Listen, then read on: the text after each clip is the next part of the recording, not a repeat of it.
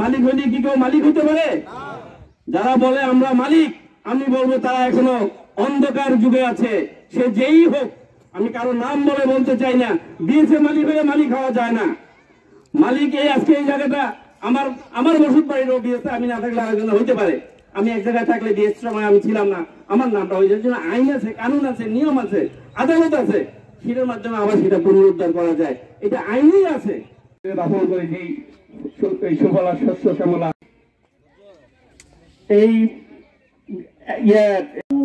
সকল ভাইকে আল্লাহ মিলেমিশে মহব্বত করি। আমরা বঞ্চিত মানুষ, আমরা জন্ম থেকেই চলছি, আমরা জন্মগ্রহণ করেছি এই চরে, মাতৃভূমি আমাদের জন্মভূমি এই বাহার চরবেস্টার নাবিদপুরা নাসিরকান্দি চরবেস্টার। আমরা এখানে জন্মগ্রহণ করছি, বড় হয়েছি। আজকে আমাদের মাতৃভূমিটা নিয়ে গেলে 20,000 পরিবার আমরা কোথায় যায় দাঁড়াবো?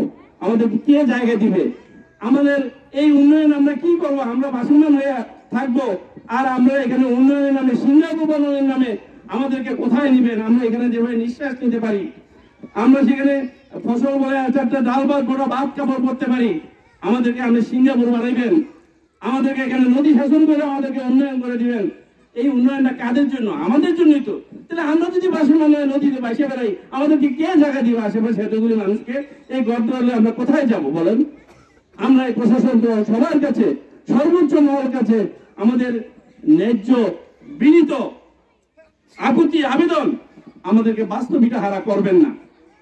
আপনাদের ক্ষমতা আছে বলেই আপনারা বেআইনিভাবে যেটা করেছেন, আমাদের জমিগুলি খাস করে নিয়েছেন, আর বাকি দিকে আপনারা আমাদেরকে দিকে তাকাবেন। আমরা এই দেশেরই নাগরিক, আমরা এই চাঁদপুরেরই আমরা নাগরিক, আমরা এই মোহনপুরের নাগরিক, উত্তরের নাগরিক, এই বাহার চরবেস্টার নাসিরকান্দি এই নাবিদপাড়া, এই আমাদের মধ্যে আমাদের শেষ সম্বল, শেষ আশ্রয়স্থল, সেখানে আমাদের বাঁচন এবং মরা। অতএব আপনারা আপনাদের লেখনীর মাধ্যমে আমাদের ন্যায্য কথাগুলি বলবেন। আমরা জনগণের পাশ বুঝে, জনগণের যদি ন্যায্য অধিকার হয়ে থাকে, দাবি হয়ে থাকে, আইনানুগ দাবি হয়ে থাকে, তাইলে আপনারা আপনাদের কলমের মাধ্যমে যেভাবে আমাদেরকে সবসময় আপনারা কষ্ট করে ওই দুর্গত এলাকায় আমরা আসতে ভয় পাই, সময় পাই না, সাহস পাই না, উত্তাল তরঙ্গ পাড়ি দিয়ে, কাদামাটা পথ দিয়ে, বৃষ্টির পথ দিয়ে আমরা আসি, সবসময় আমরা আমাদের পাশে থাকেন। আপনারা আছেন বলেই আমরাও সাহস পাই।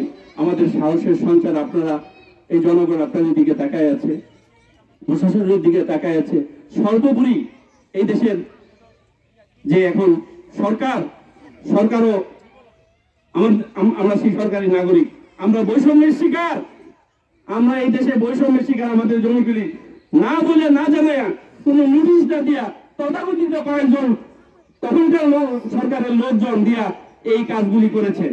আমাদের জমিগুলি খাস খতিয়ান করে নিয়েছে, আমাদের ঘুমে রেখা। আমরা যেন সেই বৈষম্যের শিকার থেকে, বৈষম্য বিরোধী আন্দোলন হয়েছে দেশে, আবার নতুন করে স্বাধীন হয়েছে। আমরা বৈষম্য বিরোধী সহ সকল গণতান্ত্রিক সহায়ক শক্তির কাছে আজকের এই অনুষ্ঠান থেকে আমরা বিনীত আবেদন করতে চাই, প্রশাসনের কাছেও বিনীত আবেদন করতে চাই, মানবিক আবেদন করতে চাই, আমাদেরকে দয়া করে আমাদের পেটে লাথি দিবেন না, আমাদের বাস্তু হারা করবেন না।